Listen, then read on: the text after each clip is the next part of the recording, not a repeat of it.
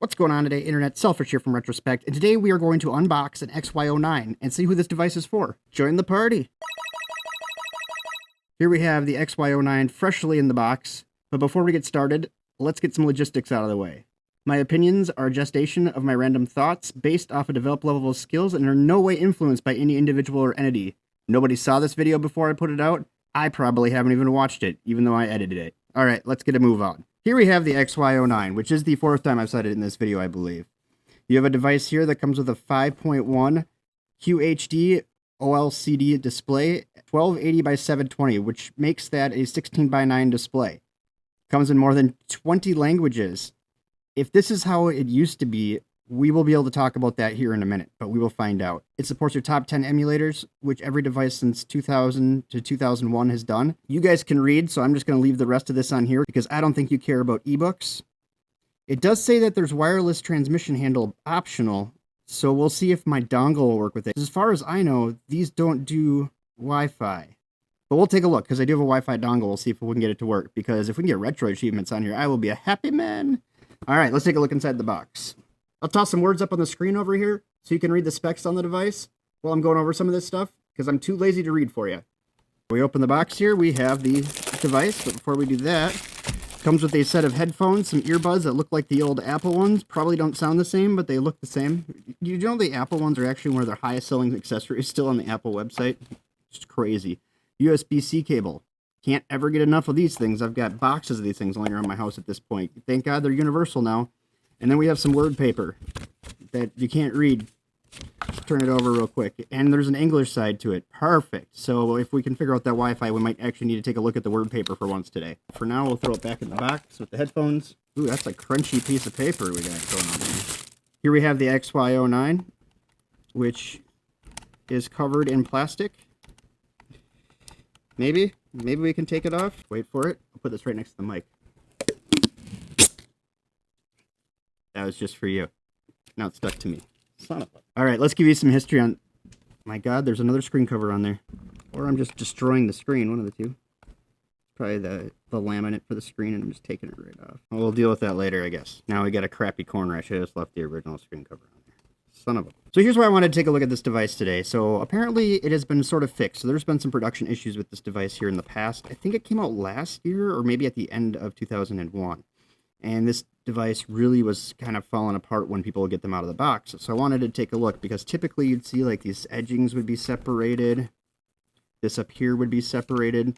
So I wanted to see how this looked, and this looks a heck of a lot better, other than the screen that's going to drive me absolutely crazy now that I scratched it all up. So I just want to take a look at this device and see if the quality has improved. So we can start here. There's nothing on the bottom of the device. This device is naked on the bottom, which just seems kind of weird for an emulator, because most emulators have stuff on the bottom. It is ridged, which is kind of cool, I guess. It's got a cool texture to it, but other than that, there's really nothing there. We go to our left or our right side, and there's nothing on the sides of the device, so nothing getting in the way of your hands, which is nice. We'll go to the back of the device. They call this stereo speakers, but I can tell just by looking at the back here that these grates don't go all the way through. So even though they advertise it as stereo speakers, only this side has openings. This side here is actually completely sealed off. And maybe at some point in a different video we'll open this thing up and take a look at this, but it's obviously not a stereo speaker just by looking at that. And then you have a kickstand. You have a kickstand that you apparently can't open. Wow. Okay, maybe they haven't fixed all the body issues yet. Let's see if we can... Oh my goodness. Boy, I scratched this thing all up.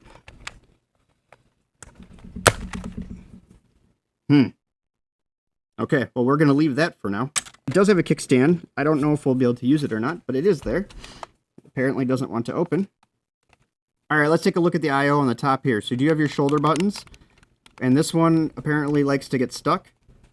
So it's stuck in there. So that's cool. So that's another kind of little physical detail. The quality control here is not real great. You have your USB-A hole. You have your power button. You have your memory card hole. You have a reset hole. You have your Type-C hole for charging. You have a headphone hole. And you do have an HDMI mini hole for projecting the image. And I think we might try that out as well.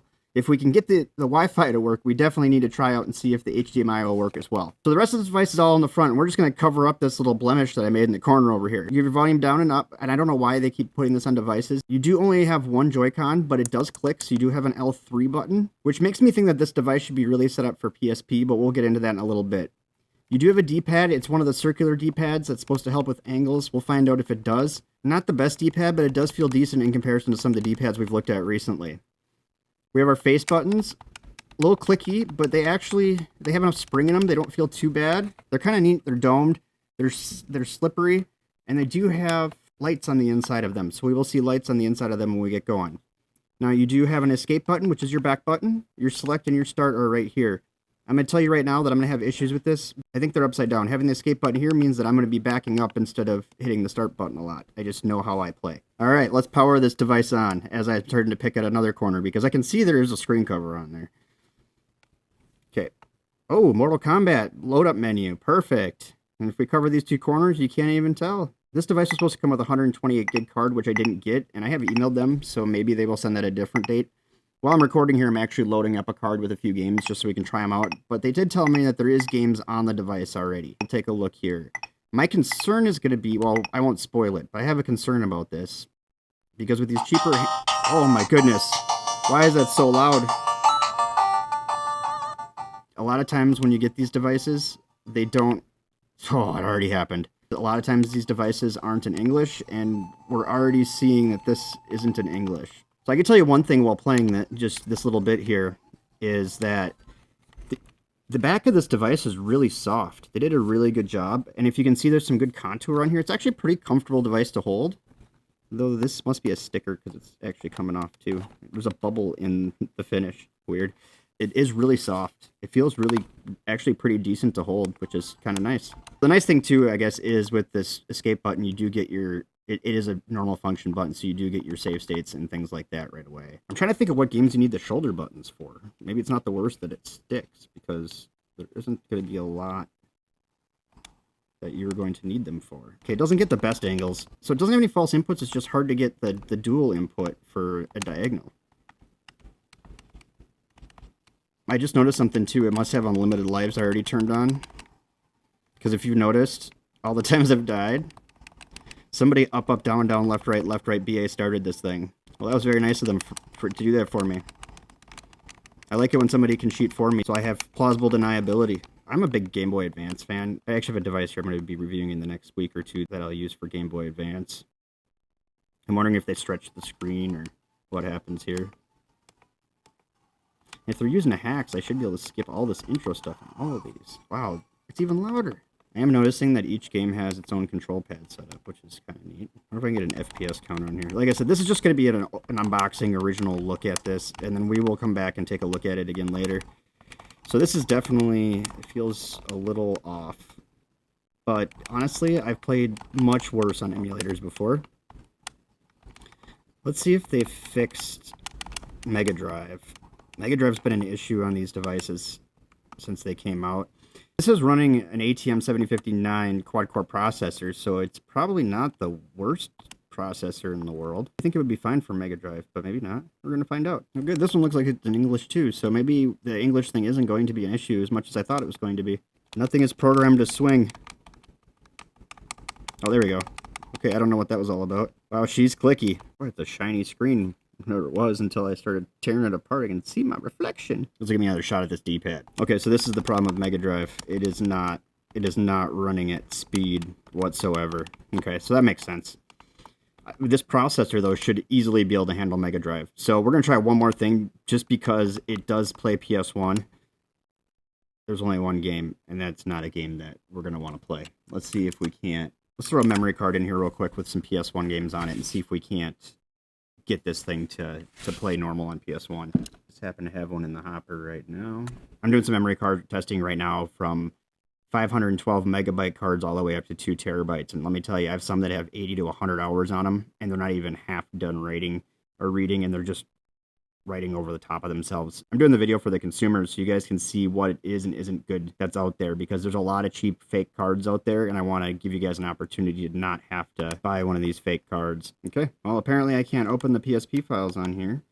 So what we will do is, so when I do a more in-depth video on this device later on, I will figure out exactly what's going on with the emulator on here. I know this is Open Linux, so we should be able to add or remove or move around emulators once I hook this in.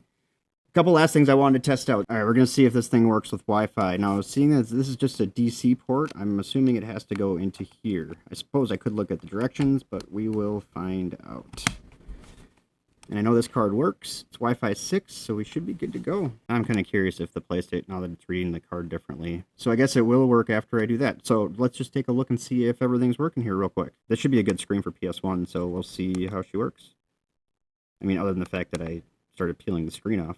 That probably won't help with the PS1 games. The screen's even not tight on there. I bet I'll just have to pull the plastic off and get that screen cover off there. Okay, apparently I can't electrocute that person, but they don't seem mad about it. Well, now he seems mad. Okay, so it is running a little slow, but it's not actually as bad as it could be. And I think it has to do with them attempting to upscale this more than anything else. So that part works. So that's good. That is a step in the right direction. Let's take a look and see if I can't figure out a way to make this Wi-Fi work. Let's pull out the word papers. Oh, so many word papers. All right, so there's no directions in the word papers on how to hook up the Wi-Fi, and I did just try to do it, and it doesn't work. I know this Wi-Fi card works, so I'm not sure what to do about that. But we are going to now try and see if we can't get the HDMI to work. There is zero reason for this not to work. I just tested it with another device to make sure it was working. So let's see what we get here. Boom. Okay, there we go. So the HDMI actually works. So some of the other things don't work quite correctly, but the HDMI works just fine. Oh, it's coming out of my thing. Okay. All right, so that lets us know there, and I died. Perfect timing, right at the end of the video. One other thing that you might want to be aware of before I conclude this video, it's really cool they put all these games here on the home screen as kind of a quick launch menu into any of these games on here. That's funny, it scrolls right through. The problem with this is if you change these games or the ROM goes bad, you can't actually change these out with the OS. So say Black Red Forest, the ROM goes bad, or I replace the ROM, that icon will always be there, and it's always going to be looking for that ROM in the specified folder where it thinks that it's supposed to be. Now, these are on the internal memory, so odds that it happening are probably a lot less than if they were on a memory card, but irregardless, these are going to be stuck on here. And I don't know about you, but I like to clean things up and make them look my own. Just takes away some of that customization you can do. It is a Linux system, so you should be able to, at some point here, drop another OS on here. If there's some community support for it, let me know down in the comments below, and I will play around with it some more.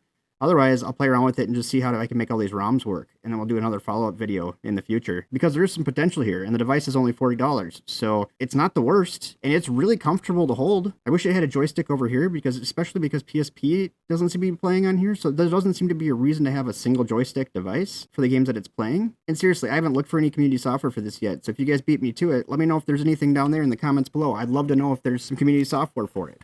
So here's my conclusion. The XY-09 is kind of an interesting device. Not a device that I would make my daily driver or anything like that, but it is kind of a fun device to play with. And now that we know the HDMI works, you should be able to Bluetooth in some controllers to it. I'm not exactly sure why I can't get the Wi-Fi to work, but if you've noticed, I pulled the dongle out and it still thinks that it's in there. So there might be something wrong with this port. If I get some time, I'll pull it apart and see. In fact, I might have to pull it apart to get this other screen cover thing off of here. And you can see it's bubbling, so there's definitely a screen cover on here. But I think it's actually tucked in underneath the device. So I'll probably have to pull it apart in order to get to that. But this is far more comfortable than I thought it was going to be. And if I can get PSP to rock on this, which I should be able to do with that chip, this would be a great little PSP device. The screen's relatively clear, minus the few scuff marks that I put into it. And it's got some comfort to it. It really is about the same size as far as the holding of a PSP. It's just, you get a little more real estate on a 16:9. Anyways, that's all I got for you today. Don't forget to share this video with your friends, because sharing helps grow the channel, and I'm more of a grower than a shower, and I can use all the help I can get here. Thanks for watching. Bye! Since you stuck around this long, if you haven't subscribed already, what are you waiting for? There's a button right in the middle of the screen so you can subscribe. While you're still here, take a look at one of these other videos. Maybe you'll find something that interests you. Oh, thank God it was a screen cover. Oh, I was really worried I scratched the screen all up. And I'm out.